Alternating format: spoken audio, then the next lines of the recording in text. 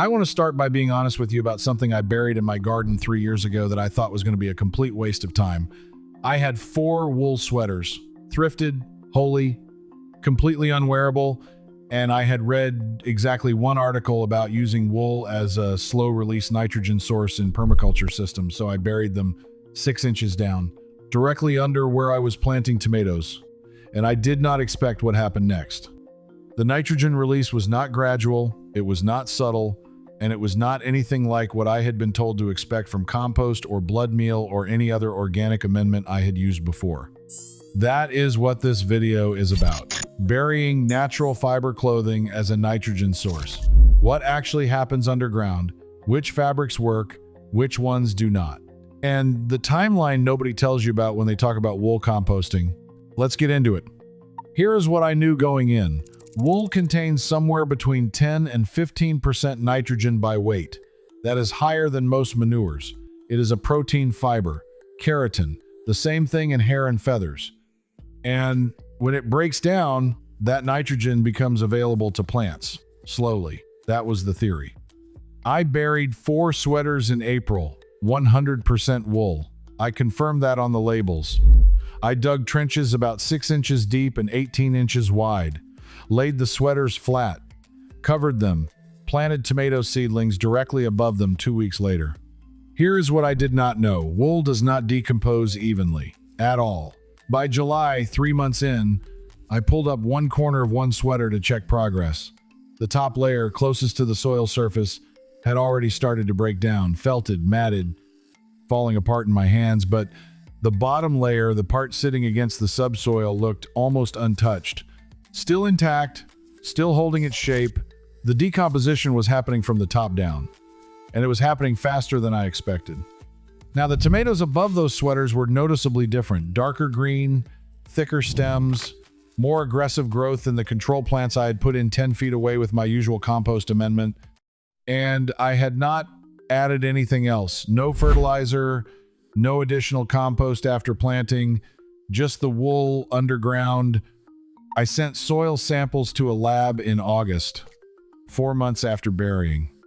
The nitrogen levels in the soil directly above the sweaters were nearly double what they were in my control plot. Not slightly higher, double.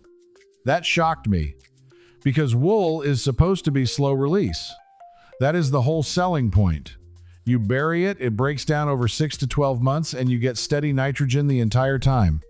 But what I was seeing was a front-loaded release, a lot of nitrogen early, then a slower tail. Here is what nobody tells you about wool decomposition. The rate depends almost entirely on soil moisture and microbial activity. In wet soil with active biology, wool breaks down fast, faster than you think. In dry soil or compacted soil with low microbial populations, it can sit there for a year and barely change. My soil was moist, well aerated, full of worms. The wool did not stand a chance. By October, 6 months in, I dug up what was left of one sweater. Maybe 30% of it was still recognizable as fabric. The rest had completely disintegrated, gone, turned into soil, and the nitrogen release had tapered off. My late season soil test showed levels that were still elevated compared to the control, but not by much. Most of the nitrogen had already been released. So the timeline I had been told, 6 to 12 months, was accurate, but the release curve was not what I expected. It was not a flat, steady line. It was a spike in the first 3 to 4 months, then a slow decline. Now, I want to talk about which fabrics actually work for this, because I tested more than just wool. I buried cotton t-shirts the following spring, 100% cotton, same depth, same trench method. Cotton is not a nitrogen source, it is almost pure cellulose. But I wanted to see if it would improve soil structure, organic matter, water retention. The cotton decomposed faster than the wool, much faster. By 3 months it was shredded, by 6 months it was gone, completely incorporated into the soil. And the soil structure did improve. It was fluffier, it held moisture better, but there was no nitrogen boost, none. I also tried a cotton poly blend, 50-50. That was a mistake. The cotton decomposed. The polyester did not. I ended up with a layer of polyester threads in my soil that I had to dig out by hand. Synthetic fibers do not break down. They just sit there. Do not bury them.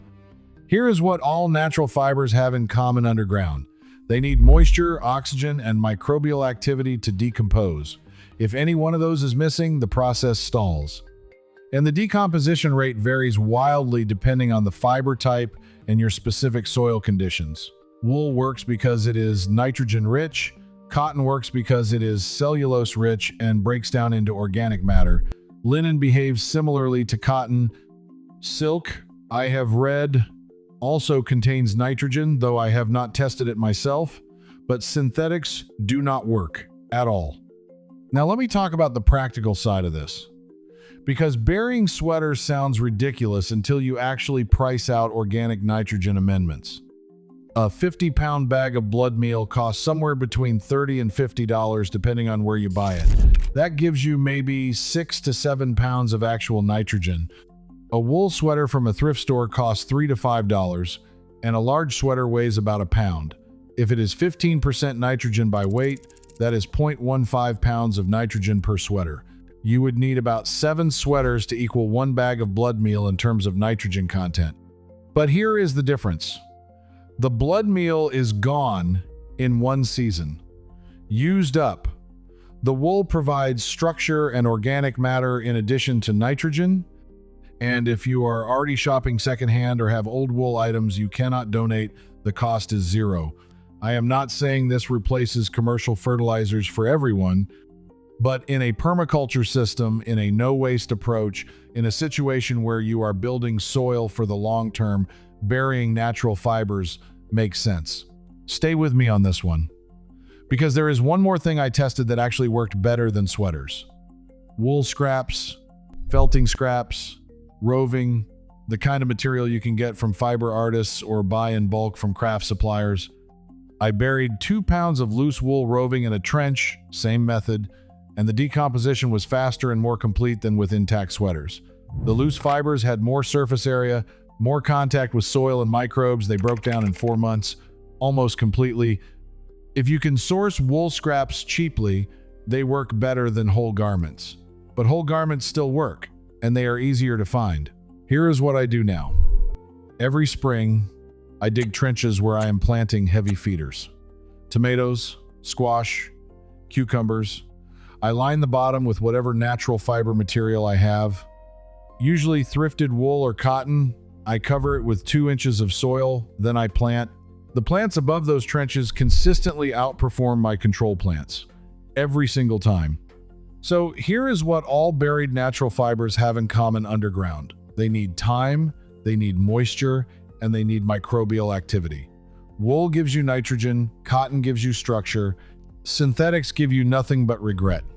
If you want more information on composting natural fibers, look into permaculture resources on trench composting and hugelkultur methods. Those systems use similar principles with wood and plant material, and the logic applies to textiles. Drop a comment below. Tell me if you have ever composted clothing or natural fibers in your garden and what state you are gardening in. Because decomposition rates vary wildly by climate, and your experience might save someone else months of trial and error.